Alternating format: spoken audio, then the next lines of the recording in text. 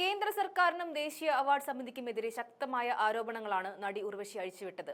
Award നിർണയത്തിൽ വലിയ അട്ടിമറികൾ സംഭവിച്ചുവെന്ന് തുറന്നു പറഞ്ഞ ഉർവശി ആടുജീവിതത്തിന് അവാർഡ് നിരസിച്ചതിലുള്ള പ്രതിഷേധവും അറിയിച്ചു. ഉർവശിയുടേത് ഒരു വേറിട്ട ശബ്ദമാണ്.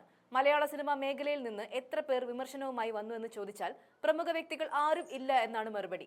പ്രതിപട്ടികയിൽ BJPയെയും കേന്ദ്ര സർക്കാരിനെയും നിർത്താൻ പലരും മടിക്കുമ്പോൾ ഉർവശി രണ്ടും കൽപ്പിച്ചാണ് നിൽക്കുന്നത്. ഇതിന് പിന്നാലെ ഉർവശിക്കെതിരെ BJP ശക്തമായ സൈബർ ആക്രമണമാണ് നടത്തുന്നത്.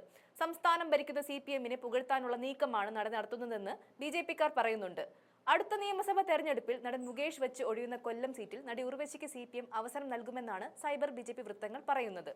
അതുകൊണ്ട് കേന്ദ്ര സർക്കാരിനെ വിമർശിക്കുകയാണ് ഉർവശി ചെയ്യുന്നതെന്നും വിമർശകർ പറയുന്നുണ്ട്.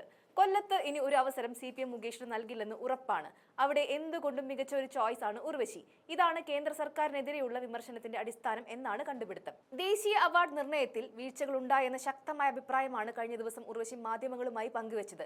എന്താണ് അവാർഡിന്റെ മാനദണ്ഡമെന്ന് അറിയണമെന്ന് സഹനടിക്കുള്ള ദേശീയ ചലച്ചിത്ര അവാർഡ് ജേതാവായ ഉർവശി ചോദ്യം ഉയർത്തിയിരുന്നു. അവാർഡ് നിർണയിച്ചതിന്റെ വിശദാംശങ്ങൾ ആരെങ്കിലും പറഞ്ഞു തരണം.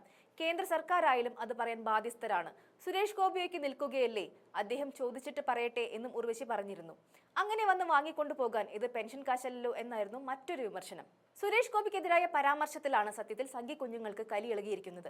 ഒറ്റയ്ക്ക് കിടന്ന് ട്രോളും വാങ്ങി സകലമാന പത്രക്കാരുടെ ചൊറിച്ചിലും സഹിച്ച് സകല രാഷ്ട്രീയക്കാരുടെ പരിഹാസവും ഏറ്റുവാങ്ങി 2 തവണ തോറ്റിട്ടും വീണ്ടും നിന്ന് ജയിച്ചപ്പോൾ ചോദിച്ചിട്ട് പറയണമെന്ന് പറഞ്ഞ ഉർവശിയും സംഘവും എവിടെയായിരുന്നു എന്നാണ് വിമർശകർ പറയുന്നത്. ഒരു വരി എഴുതി അദ്ദേഹത്തെ പിന്തുണച്ചിരുന്നില്ല ഈ പറയുന്നവർ ആരും എന്നും പറയുന്നു. ഇപ്പോൾ സുരേഷ് ഗോപി ചോദിച്ചിട്ട് പറയണമെന്നതിൽ നാണം ഇല്ലേ എന്നും പറയുന്നുണ്ട്. ചോദിച്ചു വാങ്ങേണ്ട സമയത്ത് കുപ്പിയുടെ തലയും എണ്ണി നടന്നു. ഉർവശിയുടെ മദ്യപാന ശീലത്തെയാണ് ഈ വിമർശനത്തിലൂടെ ലക്ഷ്യം വെച്ചത്. വടികുത്തി നടക്കുന്ന സമയത്ത് വിളിച്ചു കൊടുത്തപ്പോൾ ചട്ടം പിടിക്കാൻ വരണ്ട, കിട്ടിയത് വാങ്ങി ഇരിക്കുക, അല്ലെങ്കിൽ പഴയതുപോലെ അവാർഡ് ബഹിഷ്കരണ കമ്മിറ്റിയിൽ ജോയിൻ ചെയ്യുക. പണ്ട് കിട്ടാതിരുന്നപ്പോൾ മിണ്ടാതിരിക്കാൻ വാങ്ങിയ അതേ ബ്രാൻഡ് മരുന്ന് തന്നെ വാങ്ങി ഉപയോഗിക്കുക. അങ്ങനെ പോകുന്നു ഉർവശിക്കെതിരായ വിമർശനങ്ങൾ. എന്തായാലും CPM ഉർവശിക്ക് അവസരം നൽകുമോ ഇല്ലയോ എന്നെല്ലാം കാലം തെളിയിക്കേണ്ട കാര്യമാണെന്ന് മാത്രം പറയാം.